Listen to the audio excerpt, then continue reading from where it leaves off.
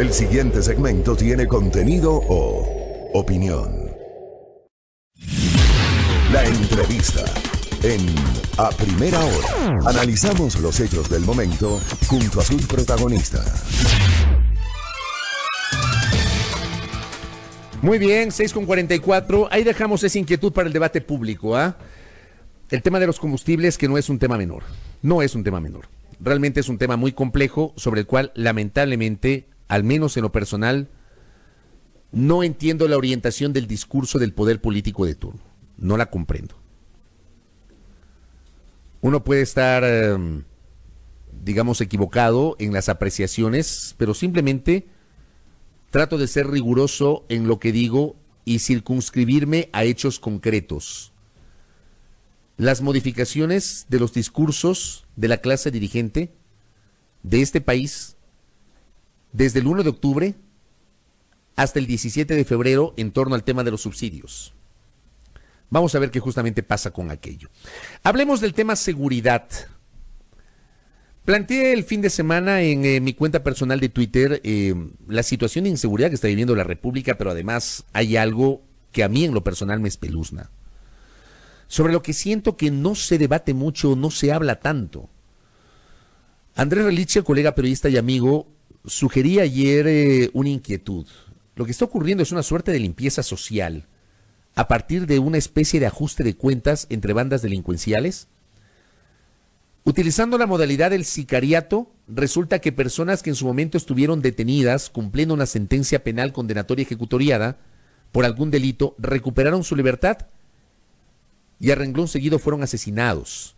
Lo que pasó la semana anterior en el hospital de Esmeraldas, lo que pasó el último fin de semana con un individuo conocido en Esmeraldas como el empresario, lo que pasó hace pocas semanas en Guayaquil con un individuo conocido como Vanilla o Vainilla, que supuestamente tenía vinculaciones con una banda delictiva. En fin, hay una limpieza social en el Ecuador. Le pregunto a Diego Pérez, académico especialista en seguridad, ¿cómo lee esta situación acá en el Ecuador? No sé si es inédita, le planteo a nuestro invitado. ¿Cómo le va, doctor? Bienvenido, buenos días. Buenos días, Fabricio, muchas gracias.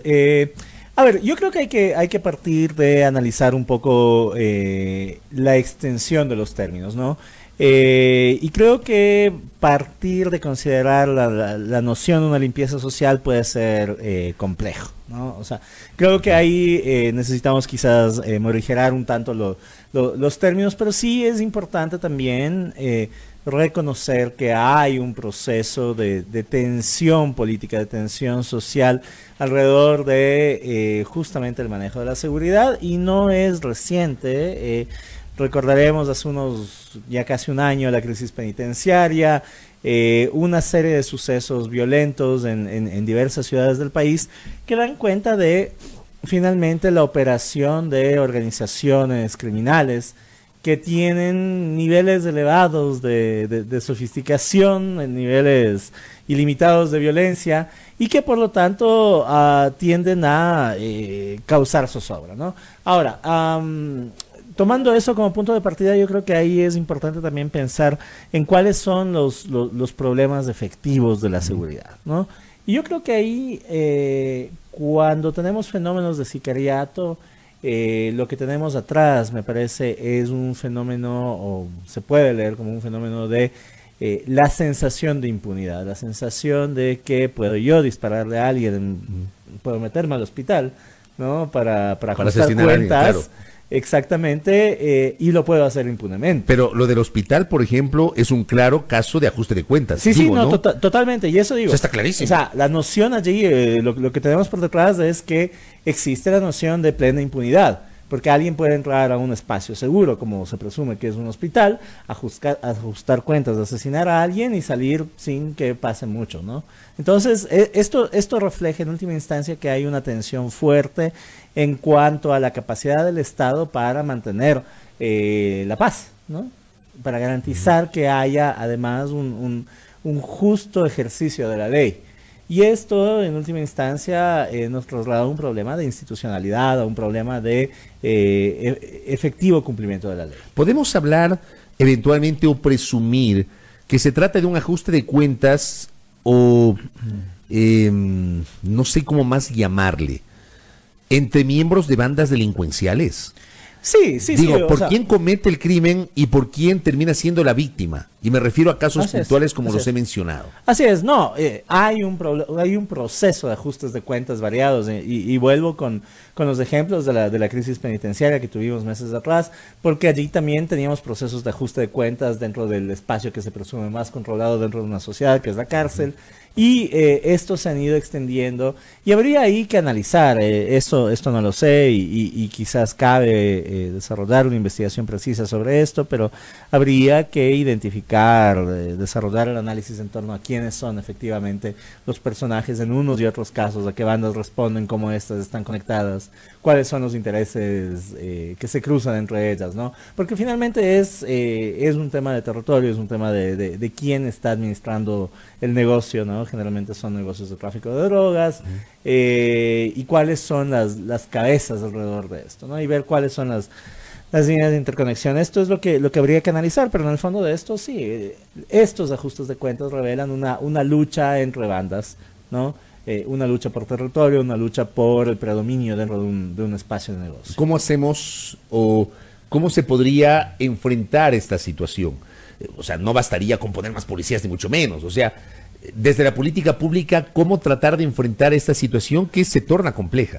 A ver, a mí me parece que hay tres líneas de trabajo allí. La primera es una línea de trabajo alrededor de la inteligencia policial, ¿no? Se necesita enfatizar allí, sofisticar los mecanismos de inteligencia policial para entender cómo operan estas bandas. Como digo, para desarrollar un mapa complejo, que seguramente lo existe, pero entender quiénes son, dónde operan, cuáles son los intereses cruzados y poder lanzar alertas tempranas, ¿no? O sea, saber que si tal individuo que es el cabecilla de una banda está hospitalizado, pues maximizar la seguridad, tomar las precauciones, quizás trasladar a un hospital que no, en fin, ¿no? O sea, creo que hay una primera línea de trabajo alrededor de la inteligencia policial que tiene que ser potenciada. La segunda yo creo que tiene que ver muy fuertemente con las demostraciones de fuerza que puede hacer el Estado.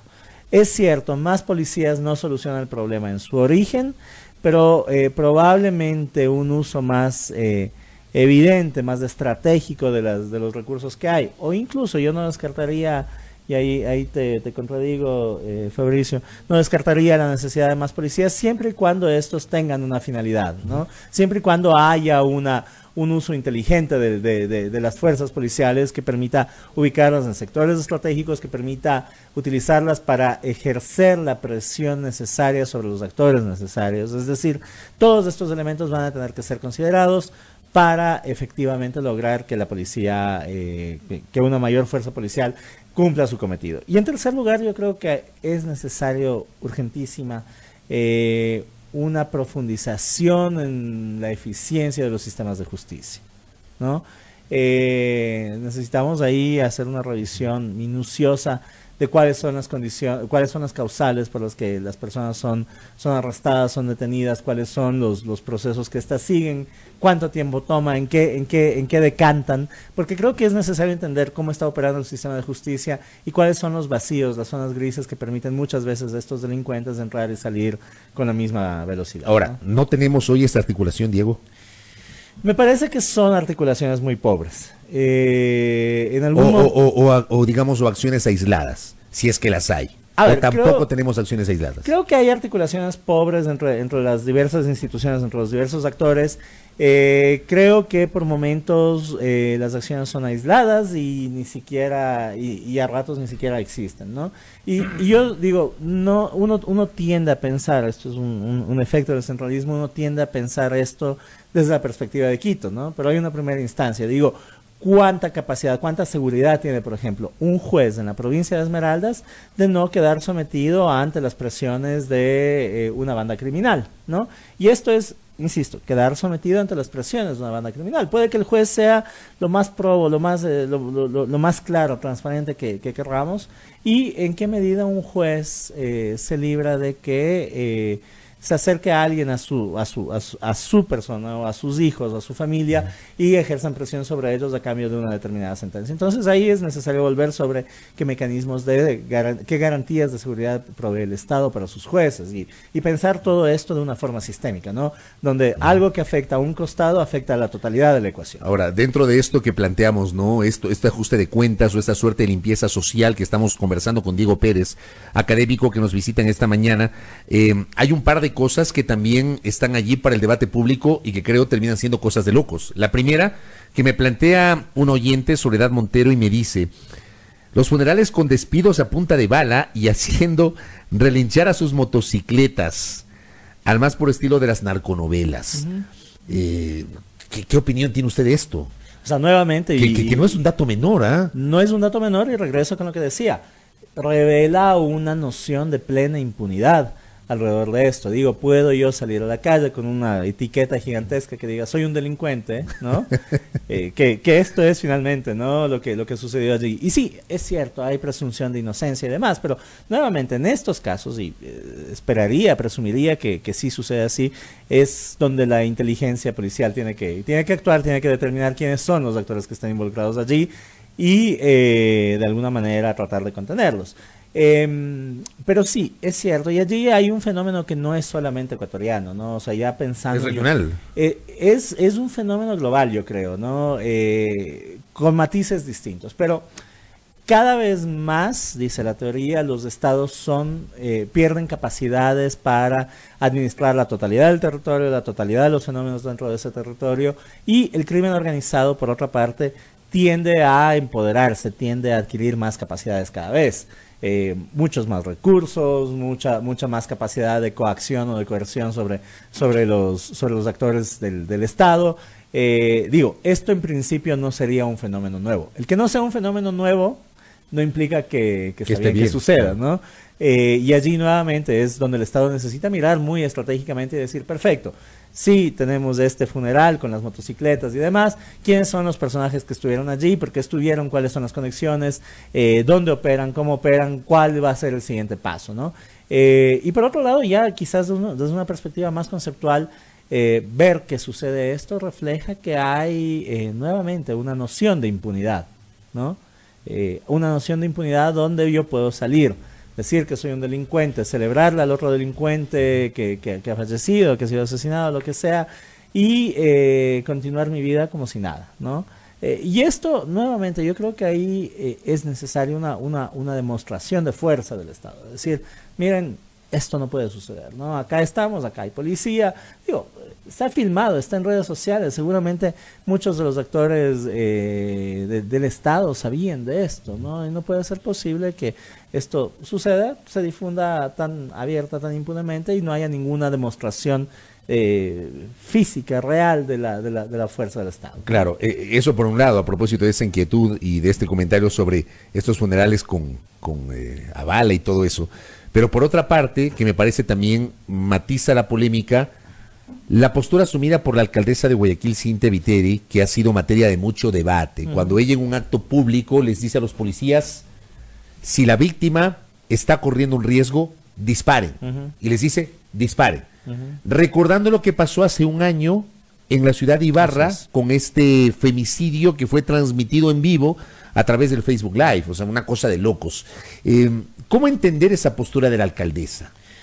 A ver, yo vuelvo a lo de Ibarra y llego en un rato más a lo de Guayaquil. Creo que lo de Ibarra, por ejemplo, tiene un origen en un complejo armado de la garantía de derechos que existe, ¿no?, en el Ecuador. Y claro, previo al femicidio en Ibarra, recordemos, 6 meses atrás, 6 meses antes del femicidio, hubo el evento en la zona de Mascarilla, igual, en el norte de Ibarra. Consecuencia de lo cual, el policía que disparó terminó arrestado y entiendo que sigue preso hasta ahora, o está ya en proceso de... Entiendo que el proceso judicial terminó absolviendo al policía. Terminó absolviendo. De Mascarilla. Ya, de acuerdo. Pero pasó cerca de un año preso, ¿no? Después de eso, poco tiempo después, sucede el femicidio, el asesinato de esta chica en Ibarra mismo.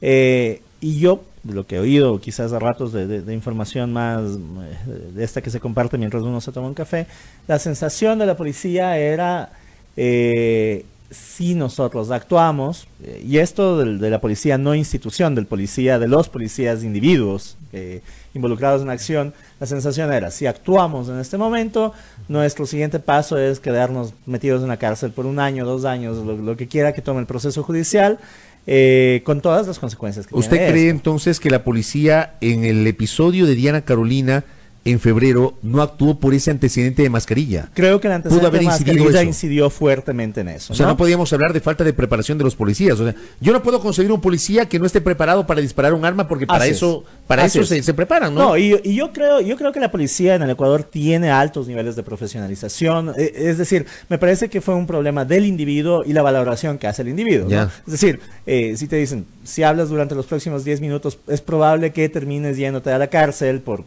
X razón. La mayoría de individuos vamos a comenzar a valorar esto sobre si es razonable o no en términos del ejercicio de nuestra profesión, ¿no? Más aún cuando hay una fuerte presión en torno a mirar con muy malos ojos cualquiera de las acciones de la policía, ¿no? Y allí hay una valoración que es compleja. Digo, habría que hacer un análisis psicológico de qué pasaba por la cabeza de los policías en ese momento, cómo veían la situación y demás.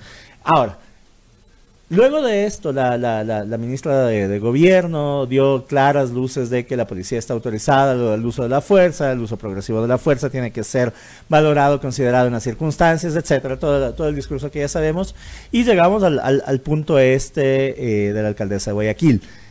Allí, en principio yo diría, sí, es cierto, si la policía ve efectivamente condiciones que amenazan a la seguridad de un ciudadano, tiene que utilizar la O fuerza. sea, yo no le veo nada nuevo en ese sentido, porque es parte de la lógica. Exactamente, porque además hay que recordar, la policía, las Fuerzas Armadas son las únicas instituciones que tienen el uso legítimo de la violencia dentro de cualquier estado. A mí lo que me ¿No es llama la cierto? atención es el contexto en el cual hace esta declaración y la forma como lo hizo la alcaldesa. Ahora, y ahí voy a eso. El problema con esto, ¿no? El problema con este tipo de declaración, de enunciado, es que la línea limítrofe tiende a ser muy delgadita entre los casos en que efectivamente se requiere el uso de la fuerza y aquello que en otras latitudes se llaman los casos de gatillo fácil, ¿no? Donde te veo que comienzas a correr y te disparo, Claro. donde vas a buscar los papeles, a sacar los papeles de la billetera y te disparo, donde cualquier acción de la otra parte es considerado una acción amenazante y por lo tanto disparo, ¿no? Y allí sí hay una clara violación de los derechos humanos. Nuevamente, ¿cómo se contiene esto? Yo creo que el trabajo es muy fuerte en términos de preparación, en términos de finalmente garantizar que una persona en una situación extrema pueda poner en su valoración, en su consideración, muchísimas variables, ¿no? Y allí, yo creo que es un trabajo muy fuerte con los policías de línea que van a estar ahí enfrentando este tipo de situaciones, un trabajo muy fuerte de llevarles a que valoren toda una serie de circunstancias en pocos minutos, ¿no? En pocos segundos. Entonces, hay que tomar esto con pinzas, pero creo que hay mucho trabajo por detrás. Y hacer la declaración desde la posición del político es sumamente fácil, porque finalmente el político no es el que va a estar ahí lidiando con la situación, ¿no? Correcto, por eso le pedí una reflexión a Diego. Diego, gracias por el tiempo y por la gentileza de habernos acompañado. Gracias. Muy amable. El doctor Diego Pérez, académico, es parte del grupo de docentes del Instituto de Altos Estudios Nacionales, el IAEN, conocedor de los temas de seguridad, conversando aquí en A Primera Hora justamente sobre que es un tema muy polémico que nos preocupa y nos preocupa mucho, el clima de inseguridad que vive la República y particularmente estos episodios de ajuste de cuentas o de limpieza social, que en lo personal realmente me espeluznan seguramente muchos de ustedes, pero acá Diego Pérez nos ha generado una explicación desde su óptica sobre un tema que evidentemente debe merecer toda la atención por parte de las autoridades.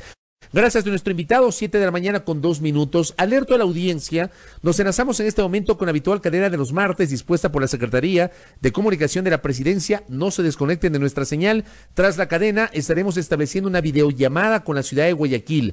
¿Qué pasa con los ex trabajadores de los medios incautados? Vamos a hablar justamente con una de sus voceras y luego estará aquí en nuestra mesa de trabajo el expresidente de Paraguay, Fernando Lugo. Nuestra agenda de entrevistas para el día de hoy, 7:03 en la mañana.